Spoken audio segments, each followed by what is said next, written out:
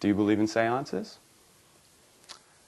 I brought you here at the historic St. George Hotel because some of you have had experiences, some of you aren't quite sure what you experienced, and some of you have had a long history of seeing the other side. So tonight, we're going to try and all together focus our different approaches and come to a conclusion. Is there something to this gathering and calling out to the other side? Can we actually reach out and listen clearly to what might be present here? The St. George Hotel is old. As you know, there have been 2 fires here. This is the 3rd building to stand on these grounds, built in 1862. And whenever there's fire and tragedy, a lot of, you could call it energy or vibes or whatever, gather in a place. And they manifest in different ways. Some of you have had bad dreams here. Some of you have heard things, seen things.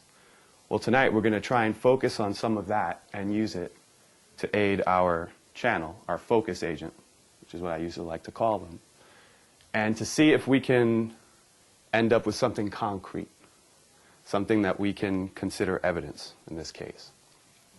So what I'd like you all to do is close your eyes, put your hands on your lap, and just really clearly try and remember the last strange thing you've had happen here. If it was a dream, maybe try and recreate it in your mind. If it was something you heard, try and hear it as clearly as possible. Even if it was a smell, you can try and recreate it right now. And I need you to breathe deeply and let that sensation and all the emotion that might have accompanied it come out. If you were afraid, it's okay to bring some of that up. If you were intrigued, even better.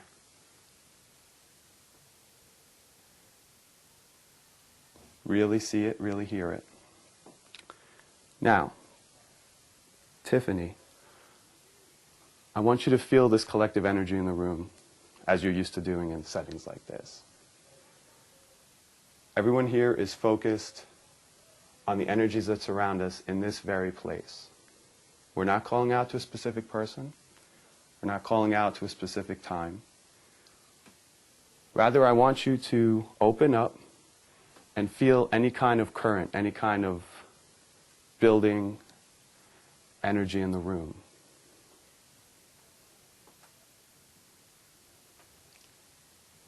Are you starting to feel anything like you might have felt before? Mm-hmm. I know you've told me about bad dreams you've had here. What are you feeling now?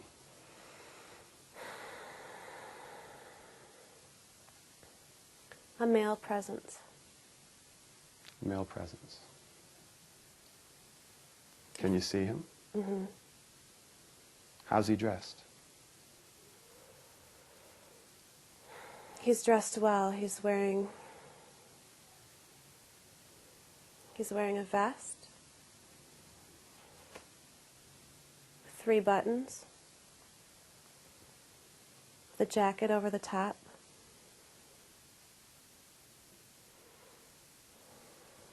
a brimmed hat. Are you getting a name? Mm-hmm. Bartholomew. Okay, I want everyone to repeat that name in their mind. Still hanging on to that emotion that you felt last time you experienced something here?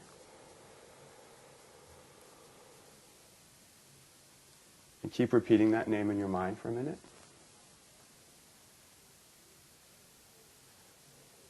Now, Tiffany, I want you to ask Bartholomew what year it is.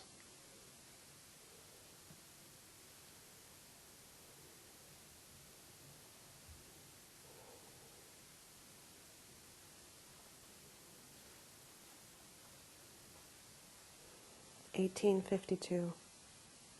1852. So Bartholomew, who's with us, predates the last building of this hotel. Was Bartholomew involved in a fire? No. What happened to him?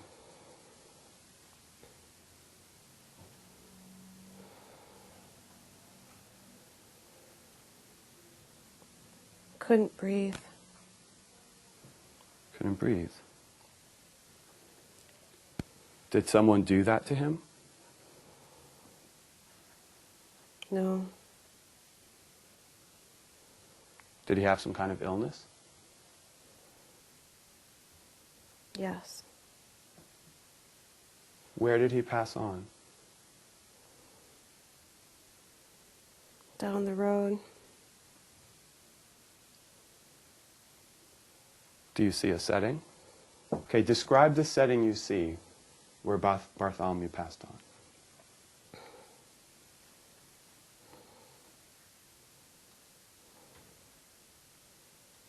In the street. In the street? Is anyone in the room feeling anything related to this? You've been repeating his name. You've been recreating the emotions of the experiences you've had.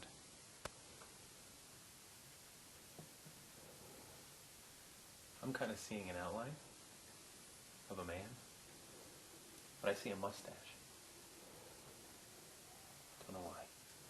Interesting. Bartholomew, would you like to try and speak to us?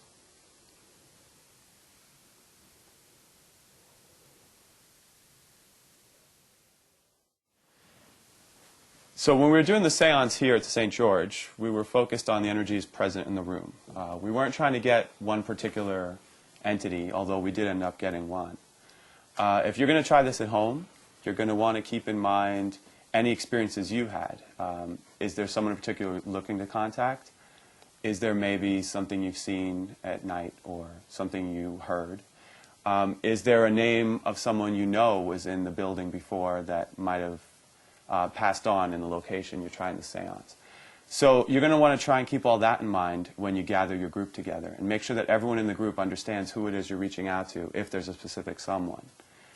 And when you select your focus agent, you're going to want to pick someone who has a natural sensitivity to these things or someone who's willing to try one of the aids to a mediumistic session. Someone who's comfortable with a Ouija board or maybe automatic writing or some other kind of technique.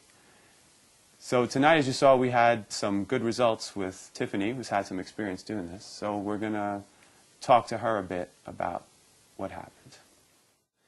So when you entered the trance, you actually not only felt someone, but saw him and felt much closer to him during the experience. Yeah, and you know, when talking about doing a séance, I absolutely don't recommend that you allow them to enter into my body, as we have kind of experienced. I'm having all of these twitchy, very crampy feelings, and it's from the displacement of, well, you can look at it two ways. It's the displacement of energy, or it's the extra energy that's running through your vessel that really is meant for one. And so yeah, it was pretty extreme. Now we should point out, if someone else were to try this, they can rely on other techniques like a recorder to try and get voice phenomena during a séance. They could try and even, I guess, run a video device and see if they capture anything. Throw something up on a tripod. Yeah, there's lots of different ways to go. When you felt really close to this particular being, you actually were able to see where he planted these cooked books. Yeah, he seems, he really genuinely, I mean, I felt so much pain from him of what he did, and I think that's probably what's holding him here. But yeah, he stole money from the miners, and so I was seeing exactly where he placed them. There's like a false panel in a wall that was probably 2 to 3 feet high that he would slide these big leather-bound accounting-type books, or what I'd see as accounting-type books. He did it every day, and it seemed like almost, you know, he was doing his regular accounting, but I think he had the stolen monies in a different account, or a different book at least, and then he was kind of putting that into his wall in kind of like a little cubby space. Yeah. And now, of course, with any paranormal experience, it's all about trying to correlate the evidence and seeing what we can uncover in the tangible world. Right. Well, you know, what was really interesting, too, is he was very young. I mean, he was not somebody that I saw as elderly. I would say probably mid-20s to mid-30s at best. This was a generally young person that looked very well-to-do. I mean, to the style of clothes he was wearing, he looked very clean. He had a very boyish face, a brimmed hat. He was coming through loud and clear. So now it all boils down to this. Yeah. Are we going to be able to find those books? I'm hoping so. So the hunt is on. It is.